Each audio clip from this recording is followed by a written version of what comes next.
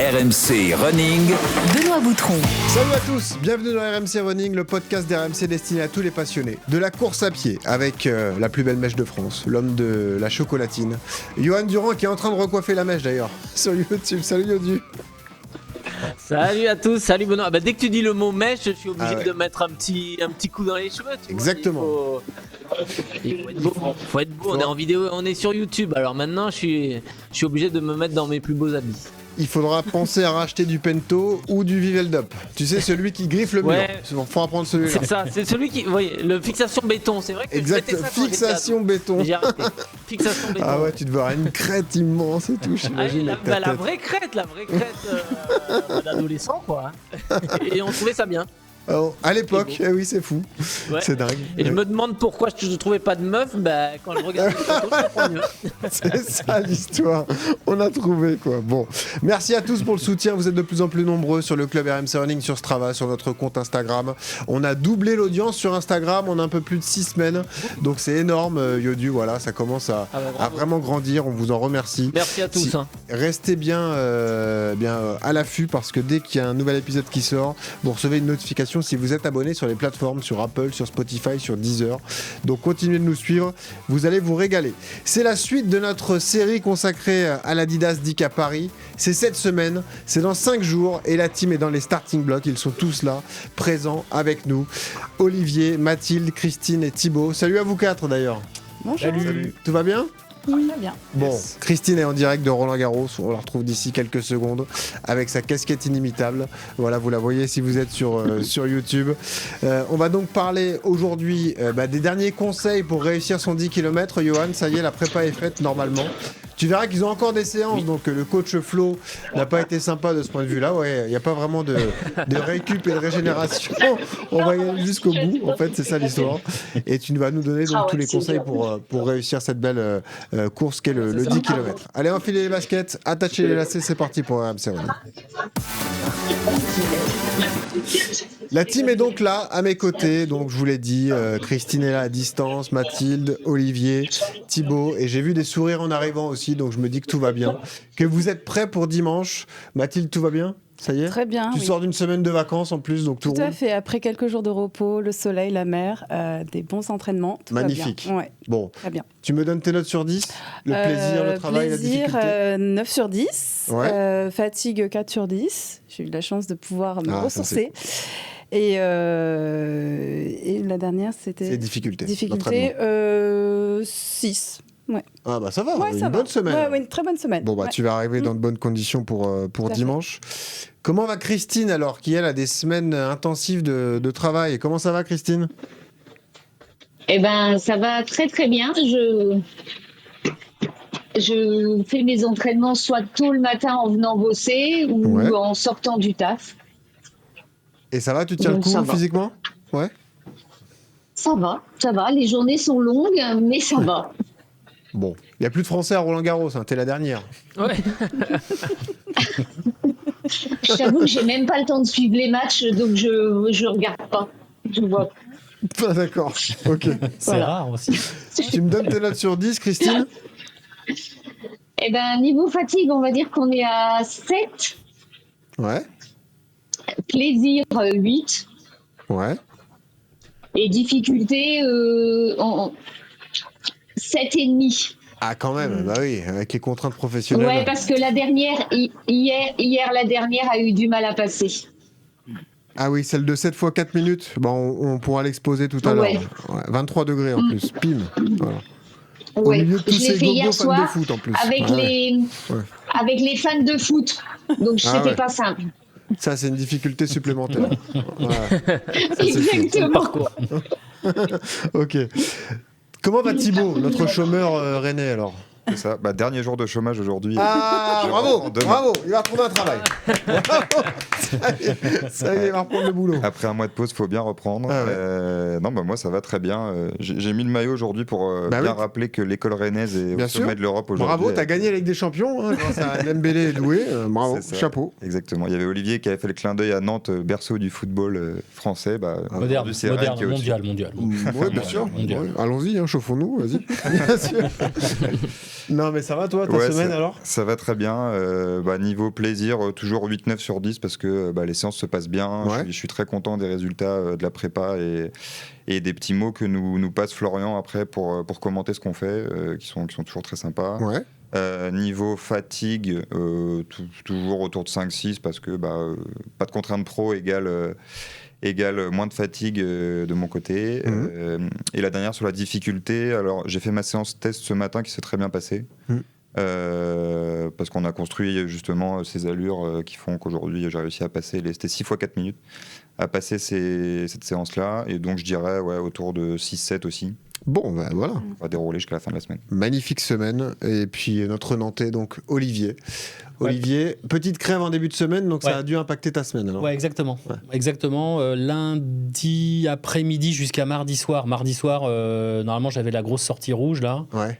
Et j'ai fait, je crois, 5 bornes à 7 en allure. Et déjà, je pouvais pas, donc c'est compliqué. Okay. J'ai dormi mardi, enfin horrible. Mercredi, un petit peu mieux. Et jeudi, c'est bien reparti. Mais du coup, ça veut dire que j'ai fait que 2 belles séances jeudi et dimanche. J'ai pas eu celle de mardi. Voilà, donc un petit déficit de ce côté-là. 8,75 moi en plaisir sur cette semaine. Ouais. Voilà, je me suis dit pas 9, pas 8, 8,75. Et du coup, après, le reste, c'est un peu corrélé, quoi, à mon coup de barre, là. Voilà. Parce que la difficulté a baissé vu que tu as fait une séance de moins, mais bon, vu que tu étais malade. Ouais, exactement. Et puis, du coup, la grosse séance d'hier, là, c'était très bien sur les 3 premières. La 4e, un peu plus compliquée. Et les 2 dernières, j'ai quand même plutôt pioché, quoi. T'as ressenti, quoi. Ouais, j'ai ressenti. C'était voilà, je sens que alors les jambes sont là quand j'ai du fractionné court.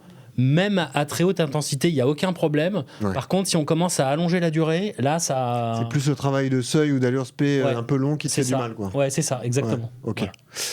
Comment va le maître Yodu ? Parce qu'on t'a même pas demandé, toi, t'es en reprise aussi. Je vois que les bonnes séances commencent à revenir. T'es dans quel état de forme, toi, Yodu ? Non, moi ça va, reprise tranquillou. J'ai fait pas mal, je fais moins de bornes à pied quand même. Hein. Je me contente d'être sur des volumes aux alentours de 120, 130 km. Je maintiens un jour de repos par semaine et une sortie vélo et une muscu. Donc du coup, ça fait quand même beaucoup moins de volume à pied. Mais c'est l'idée de reprendre et de reconstruire les bases. Donc voilà, je fais du foncier en vélo, de la muscu, ça paye pas, mais musculairement, ça paye pas sur le papier en termes de volume, mais musculairement ça laisse pas mal de traces. Et puis voilà, sinon les séances se sont bien passées et je sens que je commence à retrouver des allures plus que correctes, et surtout j'ai plus aucune douleur ou aucune gêne au niveau de l'ischio et du tendon d'Achille, donc ça c'est bien, ouais.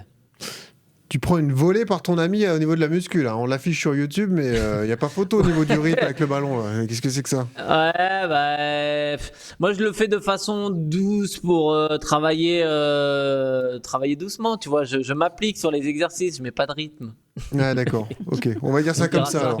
C'est ça l'excuse, alors. Ouais. Ok. Je travaille les fibres lentes. Voilà, c'est ça. On l'avait dit la semaine dernière, c'était votre dernière semaine de vraie intensité. Là, vous allez refaire des séances. Vous étiez surpris d'ailleurs de voir qu'il y avait encore des séances d'entraînement un peu dures cette semaine, mais c'est plus du contrôle. On en parlera tout à l'heure, mais il y a des 30 secondes, 1 minute de récup, donc ça, c'est plutôt accessible pour vous. Ça y est, vous êtes content au niveau de l'état d'esprit que ça soit passé, Mathilde ? T'es content d'y arriver enfin à ce 10 km ?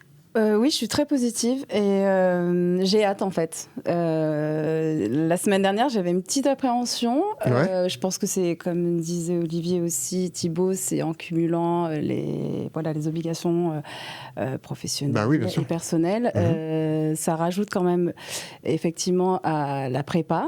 Et là, cette semaine, d'avoir déconnecté et de pouvoir me dire que ça y est, on y est, j'ai vraiment très hâte. Le repos, vraiment, t'as fait du bien, quoi. Ouais, super. Avec les bonnes conditions, t'as eu du soleil, etc.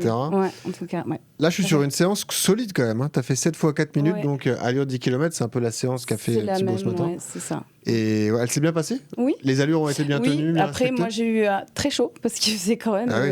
J'étais en bord de mer. T'étais à la Grande Motte, ouais, tout à fait. Ouais. Mais sinon, ça s'est globalement bien passé, ouais. Et on le voit d'ailleurs. Hein. Si vous êtes sur la chaîne RMC Running sur YouTube, on voit que les allures sont respectées. L'objectif, c'est 50 minutes, donc 5 minutes au kilomètre.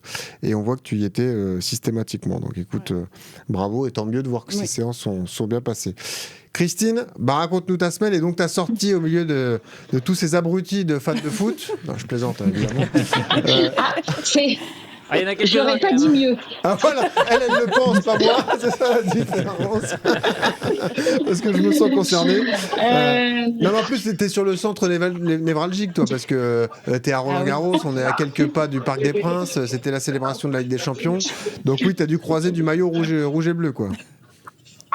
Ah, j'en ai croisé, bien comme il faut. Ok. Hier, toute ma sortie, je les ai croisés. Ouais.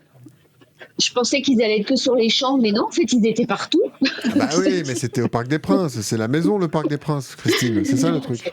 Ouais, mais c'était pour après, moi. Enfin, je sais pas. Enfin, bon. Moi, je suis pas le foot, donc bref. Et raconte-nous cette séance après le boulot, 7 fois 4 minutes. Ouais. Très compliqué, il faisait très chaud, j'ai trouvé. Ouais. Et ouais, alors j'avais pas mis mes Adidas, j'avais mis une autre paire et je constate qu'en fait, il y a une réelle différence. Parce que tu n'as pas ressenti le bénéfice je me dis que ça ira mieux. De chaussures Adidas, d'accord. Okay. Exactement, j'ai vraiment pas ressenti le la même énergie en fait avec mes Adidas et avec celle que j'avais hier. Ok. Ça, c'est il n'y avait pas de plaque carbone, je précise. D'accord, c'est ça la différence. Alors après, ça fait pas tout peut-être, mais voilà. Ouais, non mais Yodu d'ailleurs, c'est toujours. C'est vrai que les plaques carbone, elles t'aident un peu. Ouais. Et puis c'est le conseil que tu donnes, ce type de séance qui était entre guillemets la séance importante de la semaine. Il faut la faire avec tes chaussures de compète. S'il y a une séance à faire avec la chaussure compète, c'est celle-là, non ? Ouais, normalement oui, parce que c'est vrai que c'est la dernière répétition, tu vois, c'est vrai que c'est la dernière grosse séance, c'était celle-là, elle était à J-7 ou J-6, et donc effectivement, normalement, il faut quand même les faire dans les conditions, donc pour le marathon, généralement, on te conseille de courir à l'heure du marathon et tout ça, enfin de se mettre vraiment dans les conditions. Là, pour un 10K, effectivement, mettre les chaussures avec lesquelles tu vas faire ta compète, ça peut être en plus, ouais, enfin c'est pour t'habituer à courir avec cette paire de chaussures et ce renvoi-là et avoir vraiment la même sensation avec. Donc, faut espérer que ça soit mieux dimanche et en termes de sensation. La séance que j'ai fait vendredi sur mon jour de repos, j'avais mis mes Adidas et j'avais des bonnes allures et j'ai été même plus vite que ce que j'aurais dû. Oui. Et voilà. Alors, tu sais quoi, Christine ? Là, je vois la signature de My Running Club. Parce que ça, c'est la spéciale Fluidiac Johan Durand. C'est leur fameuse séance mixte avec du seuil et du fractionné court. Donc, je vois ça, c'est du 10 x 200 mètres et 5 minutes au seuil. Regardez sa tête. Il est ravi de mettre un truc comme ça. Il n'y a que eux qui aiment ça. Écoute, voilà. Ça te plaît pas, ça ? Ça décrasse. Hein. Ça, c'est sûr qu'on passe pas forcément un bon moment, mais c'est très utile, Johan. Hein. Ouais, non, mais complètement, c'est assez nouveau. Pardon. Vas-y, Christine, vas-y, c'est pas grave. Non, vas-y. Excuse-moi. Ouais, je disais sur ces 2 dernières séances, j'ai fait le repérage du 10K, justement. T'as bien fait. Ouais. Donc, comme ça, je me suis mise dans les bonnes conditions. Donc, t'as fini à bloc en grimpant les champs, quoi. C'est ce que t'as fait à la fin. J'ai fait du 4,37, donc j'étais pas à bloc, mais je voulais voir ce que ça donnait après les 10 x 200. Ok. Et ouais, parce que ça sera l'enjeu pour dimanche, la difficulté de ce parcours et la fin qui est délicate. Ouais, Yodu, tu nous parlais donc l'intérêt de ces séances mixtes alors ? Ouais, bah ces séances mixtes, c'est un peu quelque chose qui est relativement nouveau. C'est pas quelque chose qu'on faisait de mon temps, et c'est vrai qu'avec l'apparition de ces fameux double seuils, de ce travail-là, on s'est rendu compte que des fois, pour progresser, mixer 2 séances en une et développer deux filières sur le même entraînement, ça peut potentiellement être super intéressant, plutôt que faire une VMA. Nous, c'était assez classique, hein, une VMA le mardi. Du seuil le mercredi, une VMA longue le jeudi et une spé le dimanche. Et aujourd'hui, on se rend compte qu'en mixant un peu une séance de seuil avec une VMA sur le même entraînement, les athlètes peuvent progresser. Et donc, ça peut être intéressant de faire ce travail-là. Tu fais un peu moins de volume en VMA, tu rajoutes du seuil, tu travailles 2 filières, tu t'endors pas. Enfin, même pour l'athlète, je trouve que c'est plutôt ludique, plutôt sympa à faire. Donc, honnêtement, moi, j'hésite plus trop à le mettre, et même à le faire. Pour moi, je trouve que c'est super intéressant. Ouais, j'aime bien. Ouais, c'est sûr. Et puis, ça fait travailler différemment. Toi, tu es athlète de haut niveau, les entraînements, tu as dû en faire. Donc différents, ouais. Voilà, exactement. Changer un peu les façons de s'entraîner, ça doit être intéressant. Et puis, Olivier, je vois que tu as fait ta séance difficile au nord de l'Écosse. Voilà. Ouais, exactement. Tu es parti là-bas pour t'envoyer la séance difficile. C'est ça. Tu as fui la chaleur et tu t'es dit, vas-y, je vais faire ça. Quoi. Oui, monsieur. Mais j'avais le vent, du coup. Ouais, t'avais le vent. Raconte-nous cette séance. Pas tout avoir. Écoute, c'était bien la première partie. Donc, on va dire 1, 2, 3, c'était parfait parce que j'étais entre 4,25 et 4,30. On rappelle, ton objectif, c'est 4,30 au kilo, 45 minutes au 10 km. Exactement. Ouais. Là, celle du milieu, j'étais à 4,30, et après, par contre, j'ai eu plus de difficultés. Voilà. Je sentais que c'était plus dur. Je suis parti à jeun, bien sûr, aux Aurores. Parce que tu es en week-end familial, tu ne vas pas non plus plomber le week-end. Ouais, c'est ça. Ouais. Puis surtout, j'arrivais pas à dormir, donc à un moment, je me dis, tiens, je vais partir courir. Ouais. Et en fait, j'ai bien fait, parce qu'en plus, il y avait le semi d'Hiverness qui était ce jour-là, donc j'étais en plein dans le bordel avant que ça parte. D'accord. Parce qu'une heure plus tard, je pense que je courais avec les gars, quoi, les filles. Okay. Donc voilà. Le seul truc de positif, ce que je me dis, c'est que j'étais les 3 derniers, on va dire, c'était plus compliqué. Ouais. Par contre, la FC, elle est pas montée trop haute par rapport à d'habitude. Tu as bien géré ton effort. Exactement. Ouais. Donc, je me dis que j'ai au moins 10 battements de FC de marge avant d'être vraiment, vraiment dans le rouge. Et pas ma FC max. Vraiment dans le rouge, j'étais pratiquement à 20 fréquences cardiaques de ma FC max. Donc, c'était plutôt... T'étais quoi ? T'étais à 150 pour 170 ? Non, moi, je suis à 185 pratiquement en FC max. Okay. Et là, j'étais à 165, tu vois. Donc, j'étais pas... C'était dur, mais voilà, je me dis, tiens, c'est marrant, j'ai encore de la réserve, quoi. Ouais. Il a bien fait, Johan, d'aborder cette séance-là comme ça, maintenir les allures sur les premières séries, puis ensuite, quand tu vois que t'es pas très bien, gérer ton effort toi-même. Tu connais tes sensations, tu sais gérer ton ressenti, quoi. Ouais, alors après, dans le cas d'Olivier, effectivement, déjà, il est tombé malade en début de semaine, donc t'es quand même le corps un petit peu affaibli, t'es un petit peu faible, t'es moins bien sur la séance du week-end.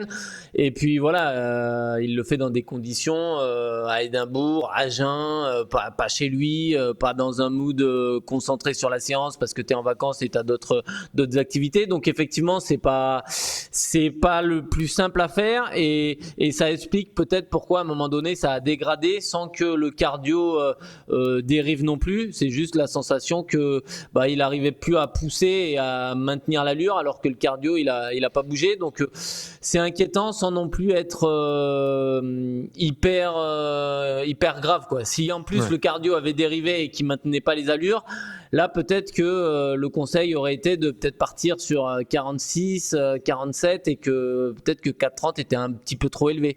Là on voit qu'effectivement si la FC max c'est 185 et que tu es sur des allures à 160 sur des 4 minutes des SP10, normalement le SP10 tu le cours à 90% de ta FC max, quoi. Donc il aurait plus dû être sur du 180, des choses, enfin 175, quoi, 175, 180. Donc effectivement pas ultra inquiet, et maintenant il faut régénérer, puis il reste 2 petites séances pour voir exactement comment vont les jambes. Ouais. Tu te sens remis là, totalement, tout va bien ? Ouais, c'est pas encore ça va. J'ai pas encore tu vois, je sens pas la frite encore. Ouais. Exactement. Mais ça va mieux, hein, ça va vraiment mieux. Par rapport à la semaine dernière, ça n'a rien à voir, mais je sens que ça va mieux, mais j'ai pas encore, tu vois, je sens pas les batteries à 100%. Quoi. Ouais, tu sens qu'il y a encore un peu de fatigue à évacuer. Quoi. Exactement, exactement. Et toi donc Thibaut, tu as fait un peu de trail aussi la semaine dernière, je vois ça, tu es parti dans le Puy-de-Dôme notamment. Ouais, exactement. Donc, le week-end de l'Ascension. Voilà, pas mal de balades, et tu as mélangé ces séances de trail à tes séances spé. Quoi. J'ai vu qu'entre deux sorties trail, tu nous as fait le 10 x 200 et 5 minutes au seuil à 3,50. Quoi. Ouais, ça, j'ai découvert la piste du stade Gabriel Montpied à Clermont. Ah, magnifique. Voilà. Et non, et pour revenir sur cette séance-là, d'ailleurs, très cool d'ajouter 5 minutes de seuil après les 10 séries, parce qu'on n'est plus en train de compter jusqu'à 10 en se disant ce sera fini. On se dit, en fait, juste après, il y a encore un petit bloc à faire. Donc ça change un peu la manière Est-ce qu'il passe bien ce bloc de seuil alors d'ailleurs? Moi, c'est bien passé. Il faisait assez chaud. Ouais. Il fait chaud à Clermont? Vendredi, il faisait assez chaud, même si c'était en matinée. Donc un peu dur de garder la FC haute avec une chaleur comme ça après des 200, qui sont des exercices assez courts et assez intenses. Et non, sinon, comme tu le dis, du coup, un peu de trail et de rando là-bas. J'ai pu visiter, je connaissais pas du tout, c'est hyper sympa comme région pour faire ça. Bah voilà, exactement. Donc de belles semaines d'entraînement pour vous tous. Magnifique. Qu'est-ce qui vous attend cette semaine? Alors racontez-moi. Mathilde, tu m'en parlais tout à l'heure. Donc 2 séances. On va bosser encore. Une ce soir, une demain, non? Une ce soir, une mercredi. Demain, une séance. Et après-demain. Demain, c'est quoi déjà? Demain, c'est les 1 minute. 30 secondes. 30 secondes. 15 fois 30 secondes. Voilà. 15 fois 30. Ça va, ça. Oui, ça fait 7 minutes 30 d'efforts. Ils vont pas se plaindre. Coach dealer, on va pas se plaindre des 30 secondes, une minute.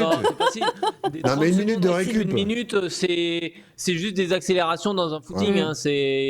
T'accélères 30 secondes, tu récupères 1 minute, vraiment le cardio redescend et c'est juste mettre un peu de rythme dans un footing d'endurance fondamentale. Parce que c'est vrai que, alors on dirait pas, mais parce que 15 fois 30 secondes, ça te fait 7 minutes 30 d'effort, aller à VMA ou un petit peu moins, donc c'est une demi-séance grosso modo. La vraie séance, ça sera plutôt jeudi, parce qu'effectivement, on en parlera tout à l'heure dans les derniers conseils, mais autant sur marathon, il faut faire de l'affûtage, il faut faire de la régénération, il faut faire de la fraîcheur, il faut vraiment arriver presque sous-entraîné.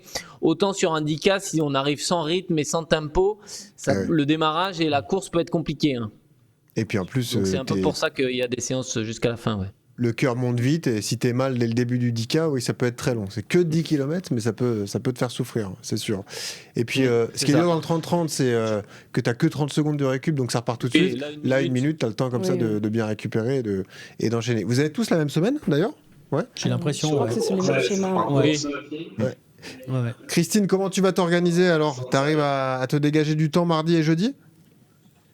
Je pense que je vais les faire après le boulot.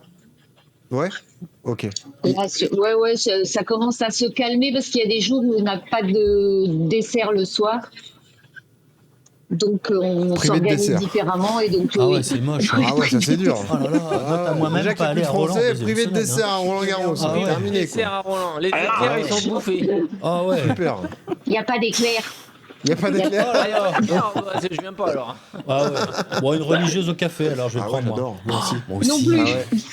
Non plus. C'est fou. Qu'est-ce qu'il y a? Mais qu'est-ce que tu fais? Ah non, c'est du dessert travaillé. Non mais c'est vrai. On t'a même pas demandé quelle était ta spécialité alors. Alors là, aujourd'hui, c'était un dessert très simple. On faisait une crème brûlée, mais il y a une glace et un espuma de vanille fumé. Ah ouais, et puis ce soir, c'est une petite charlotte aux fraises. Pas mal. Voilà. Pas mal. S'il y a des restes, on prend. Ouais. Avec un coulis sur la charlotte aux fraises. Même nous, on n'en a pas. Hein. Calme-toi, Olivier, il y a course dimanche. C'est diète là. Diète, oui. Méfie-toi. Moi, c'est diète jusqu'à dimanche. Ah bah voilà, oui, voilà. C'est ça. Oui. Voilà, de la soupe de légumes, et puis voilà, c'est tout, ça suffit. Un suppôt et Oli. Ouais. Christine, merci beaucoup d'avoir été là. Écoute, bon courage à toi. Merci à vous. Tu vas plus croiser de supporters parisiens, ils sont rentrés chez eux, ça y est. Donc, rassure-toi, mardi et jeudi, tu seras tranquille. Merci Christine. Bye bye. Salut Christine. Désolée, ça parle derrière sur les coups. Pas de problème, t'inquiète, il n'y a pas de souci. Bon match en tout cas à tous ceux qui sont en Roland Garros. Ciao. Ciao Christine.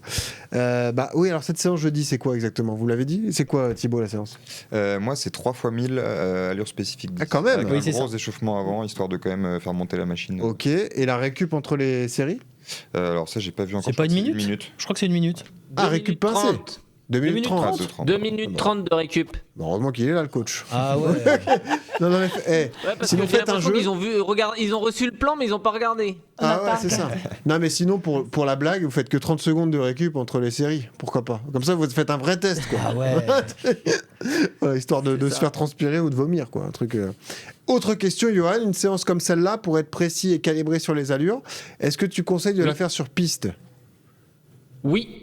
Oui, voilà. Ça peut être un conseil. Ouais. Ça peut être pas mal de. C'est 1 km, donc 3 fois 1000. Ça peut être pas mal de le faire sur piste pour vraiment avoir les bonnes allures. Ou alors après avoir ses habitudes, un macadam bien propre, bien lisse, bien roulant et un GPS qui fonctionne relativement bien pour vraiment être dans les bonnes allures. Parce qu'effectivement, c'est la dernière séance, c'est le jeudi pour le dimanche. Donc avoir des données fiables est quand même ultra important, soit pour se mettre en confiance et surtout pour. On te demande de courir à l'allure, il faut courir à l'allure, faut pas gratter 10 secondes ou 15 secondes, là c'est pas le moment d'ajouter de la fatigue. Il y a 3 fois 1000, les allures doivent être respectées. Ouais. Bon, reste là coach, on passe tout de suite à la séance. RMC. La séance. Allons-y pour les bons conseils. Tous ceux qui nous regardent et qui vont participer à cette Adidas 10K Paris. On rappelle que nous, notre partenaire sur l'OP, c'est Hyundai, partenaire officiel d'ailleurs, qui nous a accompagnés tout au long de cette préparation avec le programme Run to Progress. On y est dans le Run to Progress parce qu'on a essayé de vous aider au mieux à atteindre votre objectif. 50 minutes, 45 minutes, 40 minutes, moins 35 minutes pour Thibaut. Allons-y, les conseils en amont, tu l'as dit pour cette séance de jeudi, l'idée c'est de se rassurer, se mettre l'allure en tête et arriver dans les meilleures conditions pour dimanche matin, quoi. Ouais, c'est un peu comme sur marathon. L'idée, c'est de remettre un peu de rythme tranquillou, mais de ne pas chercher. Ça, c'est quelque chose que je dis régulièrement sur marathon. Là, on cherche pas à progresser, on cherche juste à maintenir un certain niveau d'entretien, quoi. C'est-à-dire que c'est une dernière séance de petits rappels d'allure. Et l'idée, c'est de courir 3 fois 1000 mètres, récupération 2,30 à l'allure cible pour la mémoriser, parce que comme je le dis souvent, le corps, il a une mémoire et il faut connaître cette allure parfaitement. Donc on ne cherche pas à battre ses records, ça sert absolument à rien. La course, elle est 3 jours plus tard. Mais malgré tout, il faut garder le corps en éveil. Et alors sur ce type de parcours, sachant que les 5 premiers kilomètres sont quand même relativement roulants, c'est pas gênant si tu manques un peu de rythme au début parce que il est relativement facile. Mais malgré tout, c'est quand même bien de faire ce genre de rappel. Même moi c'est quelque chose que je fais. Soit je fais du tempo, soit je fais 2 kills allure marathon. Voilà, on voit le profil. Jusqu'au 4,5, c'est plutôt favorable et ça va être compliqué sur la fin de course à partir du 9e. Ouais. Ouais, exactement. C'est la spécificité de cette année. L'Adidas 10K Paris, ça termine par l'ascension des Champs-Élysées. Cette allure spécifique à bosser. Est-ce qu'on reteste le matos une nouvelle fois? Est-ce que là, on parlait tout à l'heure de chaussures de compète. Est-ce qu'on les remet jeudi pour être bien, se rassurer aussi, et puis tester l'allure avec le matériel du jour J? Ouais, c'est ça exactement. Ouais. L'idée c'est de tester. Hein. Ça c'est quelque chose j'en parle dans toutes les prépas, mais c'est super important. Et effectivement, mettre les chaussures avec lesquelles je vais courir le jour J, c'est toujours bien. Surtout si les chaussures sont relativement neuves. Donc même si on est sur un 10K, le risque d'ampoule est moins gênant que sur un marathon. Mais malgré tout, avoir cette sensation de dérouler par rapport à nos chaussures d'entraînement classiques et les chaussures légères, c'est quand même différent. Donc essayer d'aller chercher les sensations. Et puis c'est pareil, c'est bosser un petit peu l'hydratation, bosser ses gammes avant l'effort, bosser l'échauffement, commencer à se mentaliser à J-3 l'effort qu'il va y avoir le jour J, tu vois, commencer mentalement à préparer sa compétition. C'est important de faire ça, de faire ce travail de mentalisation et de visualisation et de concentration pendant ces 3 fois 1 km. Et il faut que dans ma tête, je sois déjà sur la course et que je sois déjà en mode compétiteur, quoi. Faut se mettre un petit peu dans sa bulle. C'est les derniers réglages, c'est les derniers préparatifs, donc c'est important de bien le faire. Ouais. Vous êtes dans quel état d'esprit tous? Vous avez hâte? Vous êtes un peu tendu? Comment vous êtes, Olivier? Comment ça va? Les deux. Les deux un peu. J'ai hâte et je suis tendu. Ah, t'as un peu de stress quand même? Oui, forcément. On essaye on se fixe un objectif que je trouve quand même ambitieux me concernant, donc c'est pas anodin. Ton RP sur 10K, c'est combien déjà? Bah moi, le dernier que j'ai fait, j'en ai pas fait beaucoup, et le dernier que j'ai fait, c'était 45, 59, tu vois. Ah oui, d'accord. T'as une minute à gagner. Voilà, c'est pas. Et puis quand je vois le profil là que vous avez montré tout à l'heure, prends de l'avance. Bah c'est ça, c'est ma question, c'est ça. Pars à fond, et puis après tu pars à bloc jusqu'au 4, et puis après après tu mets le clignotant et t'as battu sur ton record sur 5 km. Voilà, exactement. C'est ça l'idée. Non mais là je suis vraiment en train de me poser des questions sur la strat de on course. va en parler, la stratégie de course à l'avenir dans un instant. Et puis aussi la strat d'avant-course, rapport au départ à 8h. Exactement. Est-ce que du coup on va pas du tout se coucher parce que ça sert à rien vu qu'on va se lever hyper tôt? Quand même. Faut dormir. Qu'est-ce qu'on fait? Qu'est-ce qu'on fait? Ça serait une bonne question à poser. Toi, ton état d'esprit, Mathilde? Moi, j'ai hâte. J'avais plus d'appréhension la semaine dernière et je pense que cette semaine, j'ai acquis un peu plus de confiance aussi par rapport aux entraînements. Et encore une fois, je pense qu'effectivement, d'être un peu ressourcée, je me mentalise déjà aussi sur la course. D'ailleurs, c'est ce que j'ai fait sur la dernière séance.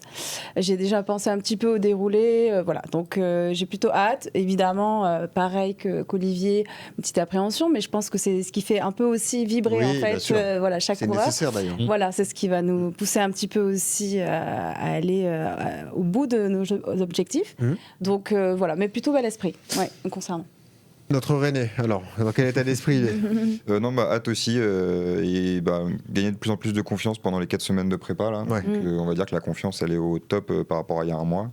Et pour refaire ou faire mieux que mon premier 10 en 35 minutes, j'espère en tout cas. Ouais, on rappelle, on t'avait fixé un sub 35, mais toi, tu aimerais te rapprocher des 34 minutes. Ouais, 34-30 serait très bien déjà. Voilà, 34-30. 34-30, c'est 3-27, 3-25 3-27, c'est ça. 27, ouais.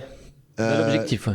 Yodu, évidemment, on le sait dans cette période, quand on prépare un marathon, c'est essentiel, la nutrition, faire attention les derniers jours, les recharges glucidiques, etc. Est-ce que c'est aussi important sur une prépa de 10K? Est-ce qu'il faut garder ces bons réflexes? Ouais, complètement. Ouais. Ça, c'est quelque chose que tu dois garder, et surtout dans le repas de veille de course.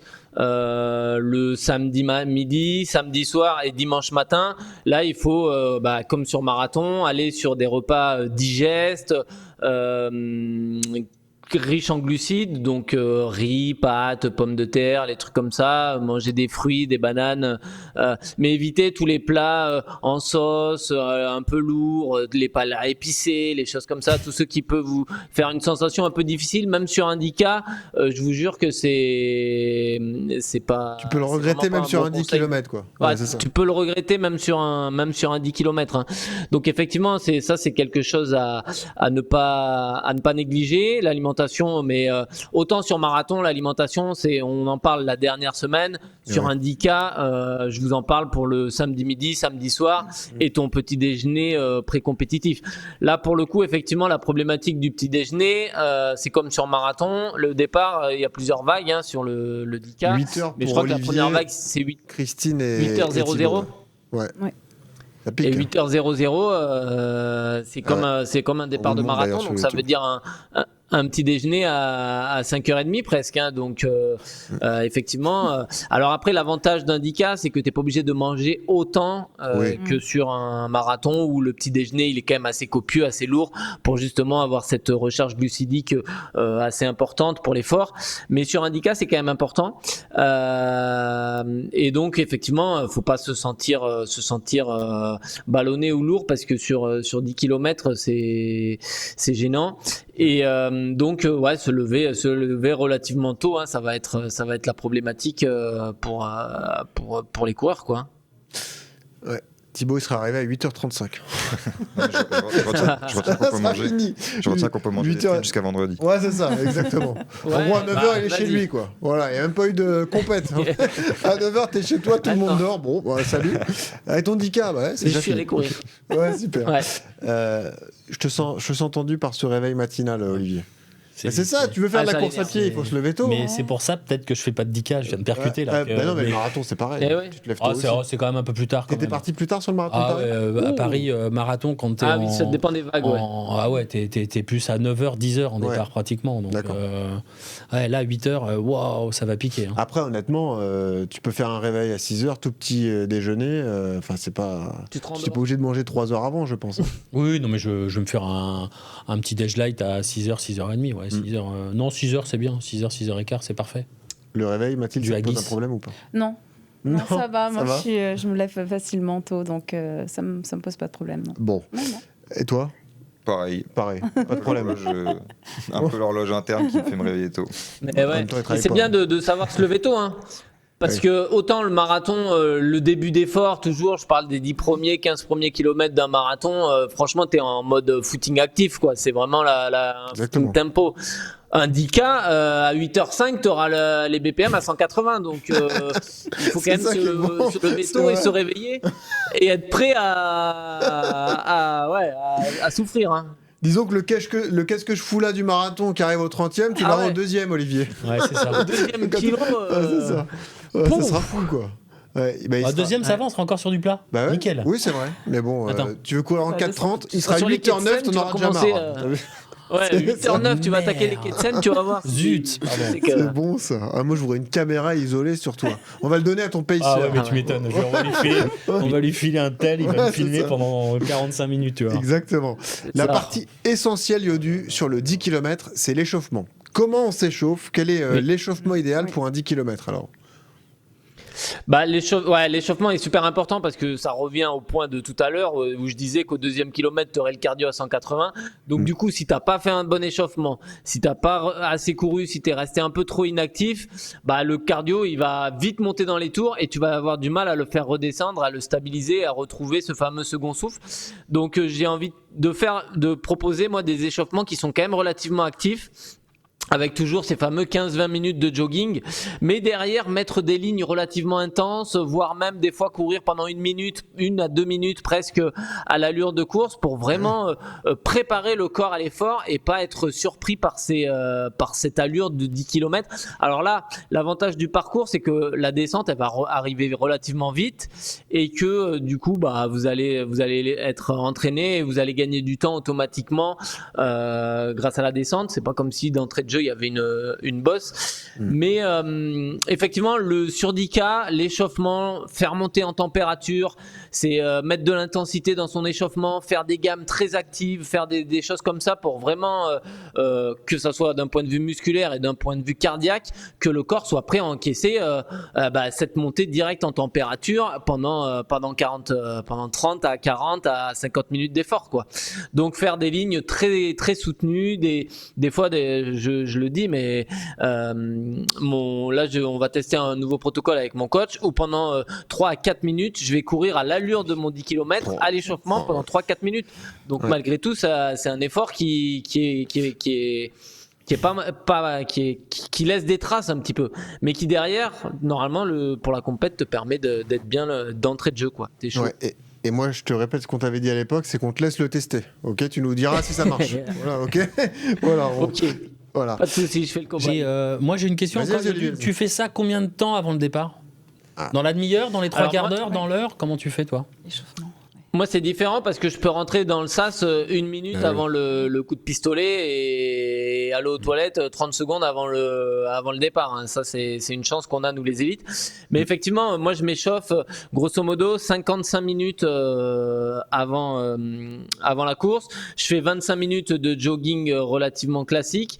Et derrière, je vais commencer à faire mes petites accélérations pendant 5-10 minutes. Après, je vais faire 5 minutes un peu de retour au calme où là je vais aller mettre mon short, mettre mon débardeur, mes habits. Ça c'est quelque chose comme sur marathon, je vous conseille quand même de le préparer la veille. Hein. Vous allez chercher votre dossard le samedi, donc préparez votre dossard la veille, vos affaires, votre short, les gels, les barres énergétiques pour ceux qui courent avec.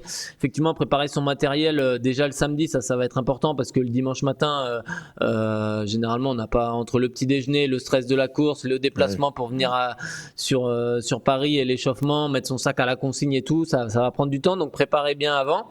Et après, Donc du coup, grosso modo, moi ce que je te conseillerais, c'est de faire 20 minutes d'échauffement, derrière 5-10 minutes d'activité, et puis après te mettre en tenue short débardeur, et là tu peux faire des gammes, et si tu dois rentrer dans le sas, des gammes dans le sas, des montées de genoux, des talons-fesses, des jambes tendues, des choses comme ça, même sur place. Et puis l'idéal, c'est quand même de faire quelques accélérations entre 10 et 5 minutes avant le départ, et par contre les 5 dernières minutes ou les 3 dernières minutes, tu ne fais plus rien, et là tu te concentres et tu te mentalises sur la course. Tu peux fermer les yeux dans le sas et faire une accélération. Soit tu fais un strike, et comme ça tu te fais de la place pour le départ. Bien sûr. Voilà. Tu lèves 2-3 fois les genoux, tu dis attention et wow, tu fonces devant, pourquoi pas. J'ai une pensée pour notre producteur Maxime Abolin qui va, ça y est, porter son premier dossard dimanche sur cette course qui est totalement en panique. Il m'a hurlé 3 questions en même temps dans l'oreille. Il est inquiet sur où est-ce qu'on s'échauffe. Où est-ce qu'on s'échauffe avant une course et tout. Rassure-toi Maxime, il y a toujours des petites rues comme ça sur les côtés, surtout les rues annexes, surtout sur les champs. Les rues, c'est une heure matinale, donc tu ne seras pas embêté par les voitures, etc. Et puis de toute façon, tu suis un peu les autres qui sont en train de s'échauffer juste à côté. Mais les distances sont courtes. Tu peux faire 25 minutes de footing, mais en faisant des allers-retours sur une distance assez courte, Johan aussi. Oui, ça se fait. Ouais. Je me suis des fois échauffé dans des parkings.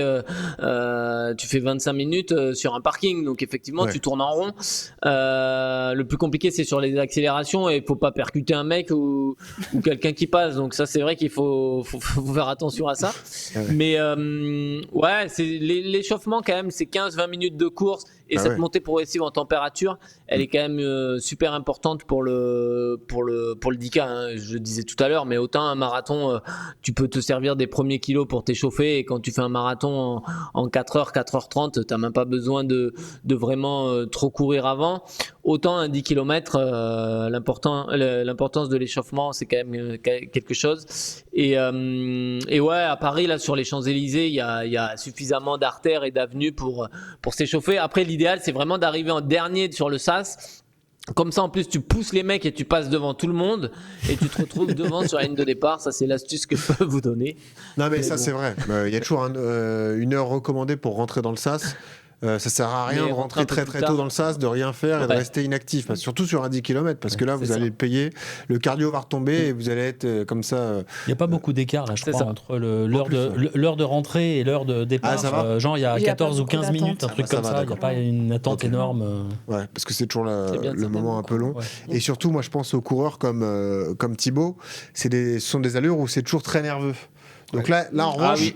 Il faut une concentration extrême sur ces premières secondes de course, parce que là ça va chahuter, ça va se mettre un peu de coups de coude, et j'espère que tu es préparé mon gars. Bah oui, mais de toute façon tu as fait la Tour Eiffel, donc tu as vécu ce moment déjà. Ouais, Tour Eiffel, il y avait un peu ça, et après là je crois que Adidas, ils ont mis en place quand même beaucoup de sas, ce qui va pas mal égrener le peloton, et les allées qu'on prend sont assez larges, ce qui n'était pas le cas au départ de Tour Eiffel, qui se faisait autre part, et où effectivement ça a un peu joué des coups de départ.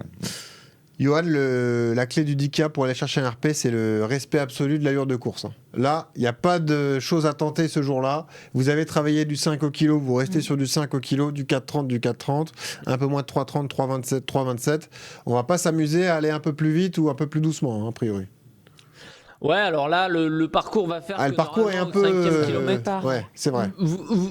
Tu peux arriver un peu en avance. L'idée, c'est quand même d'être en contrôle. C'est-à-dire que normalement, tu vas arriver plus vite, lié au fait que le parcours est en faux plat descendant, voire en descente. Donc du coup, normalement, c'est vraiment ton cardio et tes sensations qui doivent te rester en contrôle du 0 au 5. Effectivement, c'est l'idée de contrôler la course, de contrôler ses allures. Si tu es en avance, tant mieux, c'est que tu as profité. Si tu sens que l'idéal, c'est d'être en avance sur les allures, tout en ayant l'intention et l'impression de rester relativement en contrôle pendant ces 5-6 premiers kilomètres. Après, j'ai envie de dire du 5 au 8, généralement on cherche plus à stabiliser, à maintenir, à surveiller son souffle. C'est le moment où ça commence à devenir dur, donc là il y a le mental qui fait la différence, et il faut se commencer à mettre le curseur un peu haut mais sans tomber dans le rouge. Donc on surveille quand même sa jauge, on est dans le orangé rouge presque, et par contre à partir du 8 et voire du 9 sur ce 10K là, il va falloir lâcher les chevaux et avoir zéro regret. Et je pense que le fait de terminer ce kilomètre en côte, c'est très bien parce que tu donnes tout et tu te poses pas de questions. Tu sais qu'en haut, c'est l'arrivée et c'est terminé. C'est l'Alpe d'Huez, le sommet, c'est l'arrivée. T'as pas 1 kilomètre de plus sur un faux plat ou sur du plat derrière où tu dois relancer encore pendant 5 minutes. Là, tu sais que tu as 4 minutes 30 à serrer les dents il faut serrer les dents pendant 4 minutes 30 et après l'effort est terminé. Donc c'est quand même l'avantage, c'est que dans l'autre sens, quand tu tapais la côte 8e, tu avais 1,5 km après de plat, même un petit faux plat descendant pour revenir à l'avenue Foch, puis après de nouveau un sprint de 300 mètres sur l'avenue Foch. Il fallait garder des forces. Là, t'en gardes pas. Hein. Là, c'est au 9e, tu donnes tout ce que t'as et point barre, ça s'arrête là. C'est vrai que le repère visuel serait important. C'est-à-dire que vous verrez la ligne d'arrivée. Et ça, c'est quelque chose. Tu lèves la tête à 800 mètres et tu te dis je sais où est l'arrivée et ça va vous motiver aussi à tout donner à ce moment-là. Et juste un mot pour Olivier, parce qu'Olivier, toi, tu es très basé sur le cardio. Même si tu vas plus vite que ton allure, reste en alerte là-dessus, je pense. Ouais, c'est ça. Pas non plus dans des zones beaucoup trop élevées, parce que tu vas forcément le payer sur la deuxième partie de course. Ouais. Mais c'est comme ce que disait Yodu, c'est compliqué parce que s'il faut essayer de maintenir du 5 au 8, tu vois l'allure, alors qu'on va être en montée sur cette distance-là. Ouais. Ça veut dire que pour maintenir en montée, on va quand même un peu piocher quand même. Quoi, aussi, mais oui, ça c'est sûr. En revanche, je pense que l'apport des meneurs d'allure individualisés va être essentiel. Là, ça va vous aider à être concentré sur les chaussures du gars qui vous emmène, ou de la fille d'ailleurs. Et comme ça, vous n'aurez pas trop à réfléchir sur quelle allure. Définissez bien une stratégie, je pense, au début. Et après, comme ça, vous voyez avec lui, il vous emmène. Et puis, de toute façon, c'est leur rôle aussi. Ils sont habitués. Ils seront, eux, sur des allures qu'ils maîtrisent parfaitement. Et ils pourront vous dire comment tu te sens, est-ce qu'on ralentit, est-ce qu'on accélère un peu, etc. Quoi. Donc, mais du coup, il vaut mieux qu'on voit un peu la strat avec Flo. Et ensuite, et après, on en discute avec le meneur d'allure en disant voilà, on se fait ça en strat. Quoi. Je pense, Johan, c'est ça le mieux, non ? Oui, c'est ça, c'est de parler avec le coach de la stratégie que tu vas mettre en place, de même toi, comment tu le ressens par rapport à la confiance que tu as le jour J, par rapport à la prépa, par rapport aux allures, ça c'est propre à chaque athlète, hein. S'il y a des athlètes qui se sentent super forts et qui ont passé les allures de façon facile, ils peuvent prendre des risques. Si à l'inverse, d'autres athlètes, ça a été plus compliqué la prépa et c'est plus dur ou ils tombent malades cette semaine, effectivement, peut-être d'être plus prudent. Mais même j'ai l'impression que du 5 au 8 le parcours il est pas facile, mais c'est pas non plus un faux plat difficile, hein. Ça reste quand même assez correct, hein. C'est vraiment la difficulté, elle arrive vraiment quand on est au pied des champs, donc il y a vraiment 1 km, 1,5 km de faux plat montant. Il y aura peut-être le vent à prendre en compte aussi, en considération le jour J, voir si c'est un vent d'ouest, tu l'auras de dos quand tu seras sur les quais, et certainement de face quand tu remonteras et que tu reviendras. Les champs vent de face, ça doit être quelque chose. Aussi. Magnifique. Belle expérience. Là, c'est pareil. Là, c'est le pacer, il doit se mettre devant vous et vous le coller le plus près possible. Et c'est lui qui fait le taf vent avec de face. Un poncho. Ouais, pourquoi pas. Non, mais lui, il aura un casque avec un poncho contre la montre. Poncho. Voilà. Comme ça, il élargit ses jambes, ses mains comme ça en courant. Et nous, on est derrière. Et vous courez, mais accroupi comme ça. On prend l'aspi derrière. Pour fuir le vent. Exact. Pas bête. J'ai ma strat. Faites-le à l'échauffement. Testez à l'échauffement. Bonne stratégie, à mettre en place avant. Testez. Exactement. Ça peut faire de belles images, en tout cas. On a hâte de voir ça. Là, on part sur des objectifs jusqu'à 50 minutes, Yodu. Il n'y a pas de stratégie de nutrition, on est d'accord. On prend même pas un gel ou un verre d'eau, là, c'est même pas la peine, si. Non, en plus ils annoncent pas chaud. Il y a quelques années, il avait fait très chaud. Là, c'était les 10 Adidas où il avait fait très très chaud. Très chaud, exactement. 2 ans, C'était cela, horrible. Ouais, donc là, effectivement, quand il fait très chaud, il faut s'hydrater. Là, dimanche, alors on est à J-6, hein, mais les températures ont l'air vraiment correctes. Il va faire entre 20 et 25, donc c'est très bien. À 8h du mat, en plus, un départ relativement tôt, il fera pas très chaud. Donc, effectivement, à part peut-être boire une petite gorgée, si quelqu'un a une flasque et vous l'attend au bout de 25 minutes de course, si vous avez l'habitude, prendre peut-être un petit gel pour celui qui a l'habitude et qui en a envie et qui a envie de se rassurer avec ça. Mais effectivement, je le conseillerais plutôt aux athlètes au-dessus de 50 minutes, ceux qui vont faire 1h10 d'effort. Là, effectivement, il faut voir une stratégie d'alimentation et de prise de gel et de boisson. Mais là, pour moins de 50 minutes, effectivement, c'est pas nécessaire. Il fera pas chaud. Rester comme ça, surtout si tu as fait le taf, si tu as bien blindé le samedi midi, samedi soir et que tu as pris un petit déj assez correct, normalement ça passe, ouais. Même pas besoin de gel avant départ ? Tu peux, si tu les tolères bien, ça se fait, ouais. Il y a beaucoup d'athlètes le font, ouais. T'en prends ? Ouais, bah moi, comme je cours à jeun, je me prends toujours un gel avant de partir. T'as raison. Ouais. Mais ça c'est bien pour l'entraînement des marathoniens aussi. Nous, il y a une nutritionniste qui nous l'avait conseillé.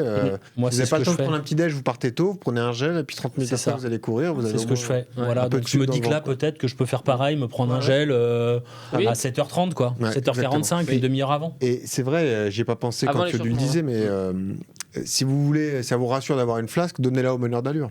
C'est pareil, c'est un bon conseil. Si ça, vous préférez, c'est quand même une chance qu'ils ont, ouais. Voilà, vous n'êtes pas obligé de la prendre, mais si jamais à un moment au 5e kilomètre vous lui dites donne-moi une gorgée, comme ça c'est beaucoup plus simple que de s'arrêter sur le ravitaillement. Ou ne serait-ce que se balancer un coup d'eau aussi, parce que t'as un moment, t'as envie de te balancer de l'eau, t'as chaud. Exactement. Quelles sont les erreurs à éviter, Yodu, alors ?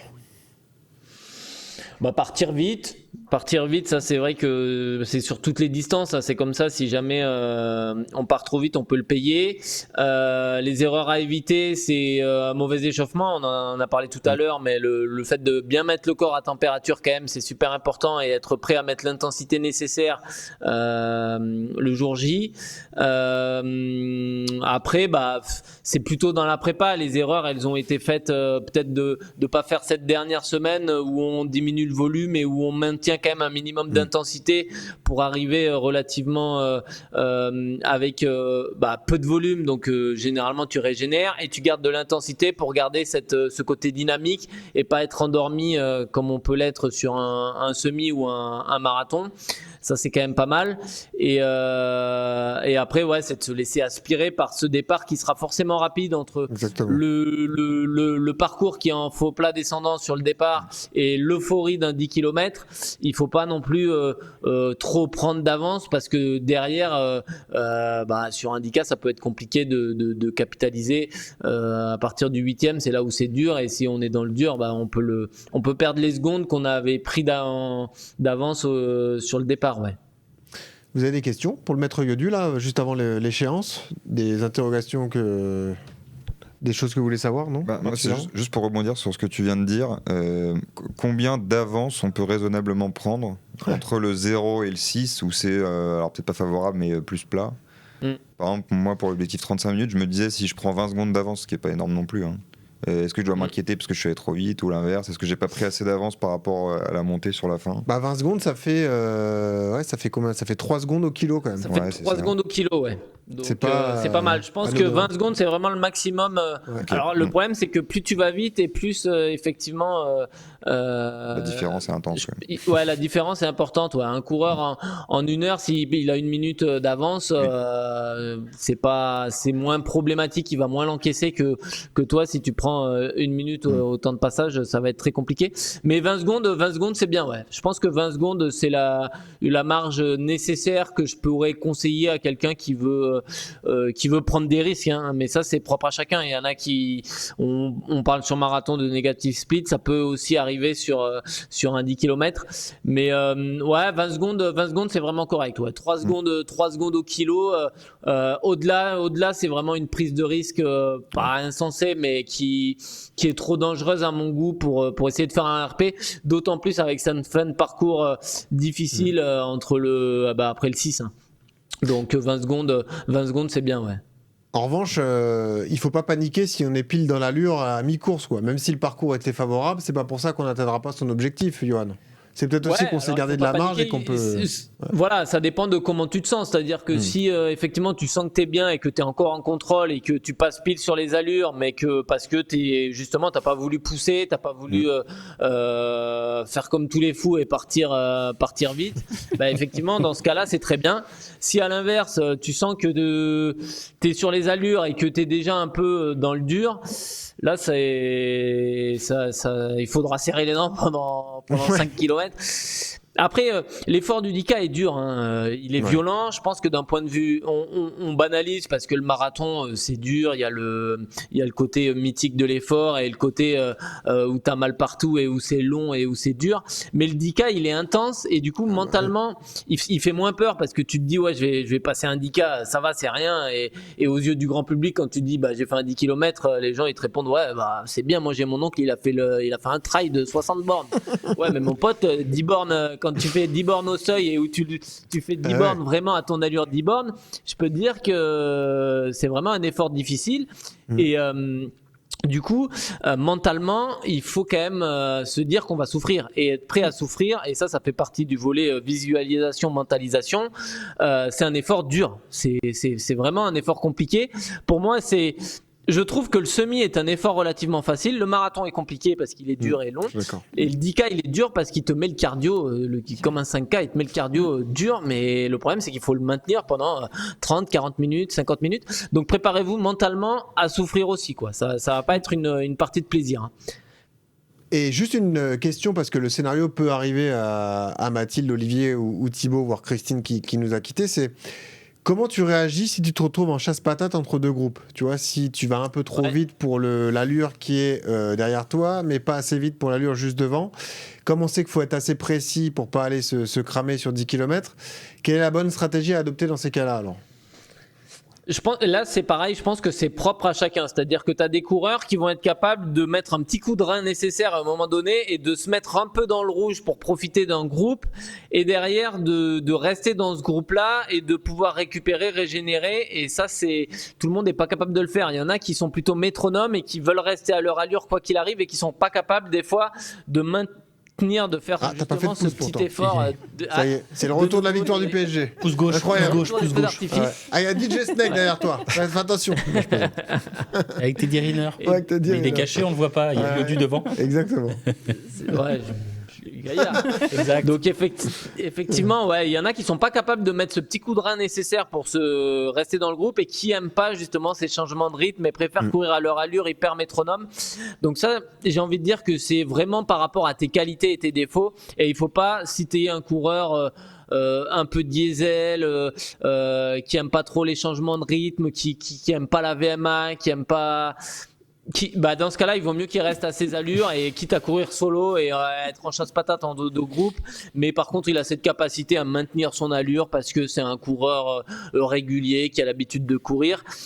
Par contre, si t'as la patate, si t'as la frite et que tu sens que tu peux profiter justement du groupe de devant, ne pas hésiter à faire l'effort de scotcher le groupe de devant. Et des fois c'est compliqué, pendant 1 à 2 minutes tu fais l'effort et tu verras que d'un seul coup peut-être des fois ça va ralentir et que tu seras bien là, tu seras au frais, surtout si les conditions météo font qu'il y a du vent. Des fois il vaut mieux faire l'effort et rester à l'abri du vent du groupe et essayer de tenir le plus longtemps possible que d'être esselé solo tout seul vent de face. Donc c'est propre à chacun et c'est vraiment propre à la météo du jour J. Si t'es tout seul vent de dos, c'est pas gênant. Tout seul vent de face, vaut mieux peut-être faire l'effort de rester dans le groupe, ouais.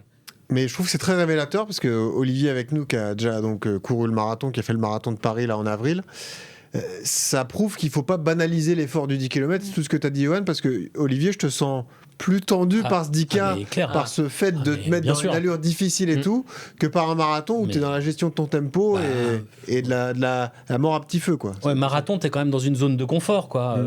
Ok, ça dure 3 heures, 4 heures, mais tu es dans une zone de confort. Il y a toute une partie de course où tu es plutôt à l'aise, quoi. Exactement. Ouais. Alors que là, tu sais que de la première seconde à la dernière, tu es à bloc, quoi. Ouais, exactement. Tu vois, donc c'est ça qui est compliqué. C'est marrant, je trouve qu'on ressent ton appréhension. Ouais, mais moi, encore et puis en plus, moi, c'est pas du tout un exercice habituel pour moi, hein. J'en fais jamais, donc c'est hyper compliqué, je trouve, à anticiper, à part que je sais déjà que ça va être 45 minutes de guerre.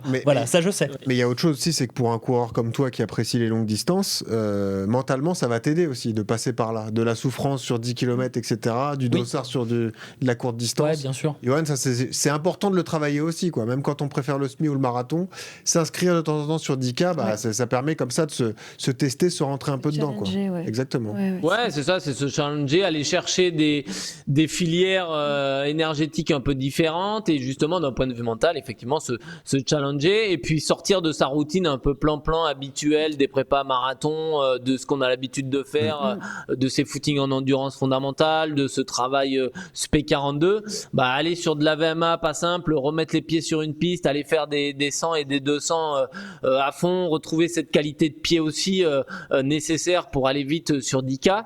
Je trouve que c'est quand même ultra intéressant de le faire. Il faut le faire de temps en temps dans des objectifs, sans que ça soit peut-être un vrai objectif de saison, mais entre deux gros objectifs de long, entre une prépa trail et une prépa marathon, se mettre justement ce genre de prépa, je trouve que c'est intéressant. Et puis c'est plus énergivore d'un point de vue mental que d'un point de vue physique, parce que c'est moins, d'un point de vue physique, c'est moins dur, je trouve, d'aller faire 10 fois 300 sur la piste que 3 fois 5 km allure marathon. Tu vois, ça prend moins de temps, ça te demande moins de contraintes, les gels, les ravitaux, tout ce qu'il y a autour du marathon. Exactement. Ça t'oublie. Et d'un point de vue mental, c'est moins usant. Ouais, c'est moins usant. Mais par contre, ça va. Je trouve que ces prépas, elles peuvent quand c'est bien fait, elles peuvent te redonner la pêche et retrouver la gouache, retrouver du pied, retrouver de la vitesse. Je trouve que c'est pour ça que c'est intéressant de le faire. Ouais. Il nous reste à vous remercier tous pour l'investissement que vous avez mis dans cette prépa. Merci vraiment à tous les quatre. Mathilde, Christine, Olivier, Thibaut. Franchement, nous, on s'est régalé à vous accompagner. On vous lâche pas parce qu'il y aura un grand débrief la semaine prochaine.